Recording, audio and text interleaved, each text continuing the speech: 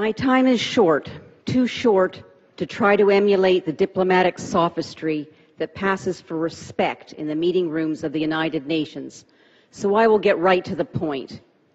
The UN is not having a conference on the threat that global anti-Semitism poses to international peace and security. This is lunchtime. The courageous organizer, assisted by the principled representative of the small state of Palau, is independent of the UN. The facilities are not free. But why couldn't the UN, founded on the ashes of the Jewish people and presently witnessing a widespread resurgence in anti-Semitism, sponsor a conference on combating global anti-Semitism? The answer is clear. Because the United Nations itself is the leading global purveyor of anti-Semitism.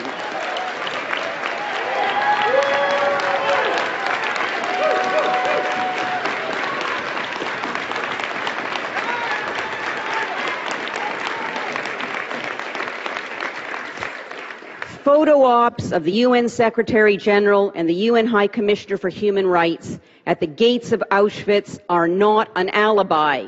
One does not honor the memory of Jews murdered by intolerance 6 decades ago by inciting murderous intolerance towards the remnant of the Jewish people in the here and now. Incitement to hate, like declaring Israel to be racist, as does the UN Durban Declaration, the flagship of the UN's racist anti-racism program of action. In theory, the UN Charter demands equality both of individual men and women and of nations large and small. In reality, the UN mass produces inequality for Jews and the Jewish nation. 35% of all resolutions and decisions ever adopted by the UN's top human rights body, the Human Rights Council, that are critical of the rights records of specific states, condemn one state, Israel. That's anti-Semitism. 50% of the emergency special sessions of the General Assembly over 6 decades were convened to denounce Israel. No emergency special session has been called on any other state in over 30 years. That's anti-Semitism. The Human Rights Council has a fixed agenda with one item to condemn Israel at every session and one item to consider the other 192 UN member states if required. That's anti-Semitism. 70% of all the 2013 General Assembly resolutions criticizing specific countries for human rights abuses were about Israel. That's anti-Semitism. The UN Division for Palestinian Rights denies entry to public meetings at UN headquarters for individuals and NGOs that it discovers are Jewish and Zionists, as it did to me and Birthright alumni last November. That's anti-Semitism. This past May, the UN screened a film portraying Israel as a green monster that rises off the Gaza coast to attack Palestinian children.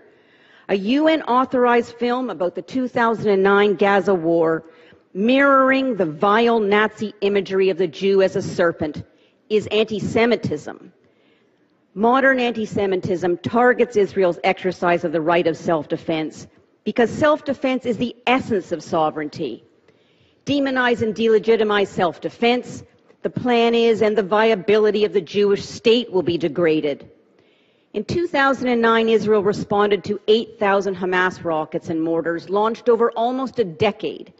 In 2014, Israel responded to 4,382 rockets in an underground labyrinth of 32 terror tunnels, 14 of which opened into Israel. The current UN chant of 2,000 dead, by its own admission, includes hundreds and hundreds of genocidal Palestinian combatants, in addition to the civilians forced to become human shields. In 2004, when Israel targeted Hamas terrorist leader Abdulaziz al-Rantisi, and there were no civilian casualties, the UN still called it a violation of international law. So the truth is that at the UN, for Israel alone, none is too many. That's anti-Semitism. Today, UN anti-Semitism has taken yet one more treacherous turn.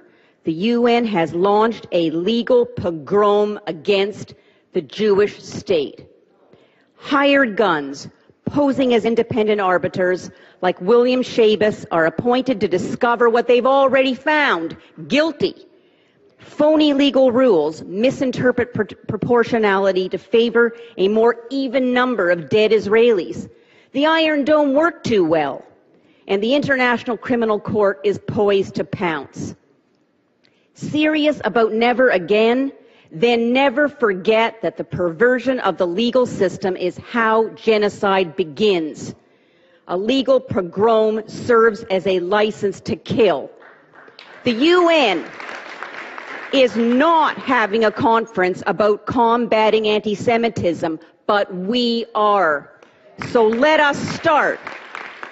Let us start by combating the legal henchmen and human rights imposters at the United Nations.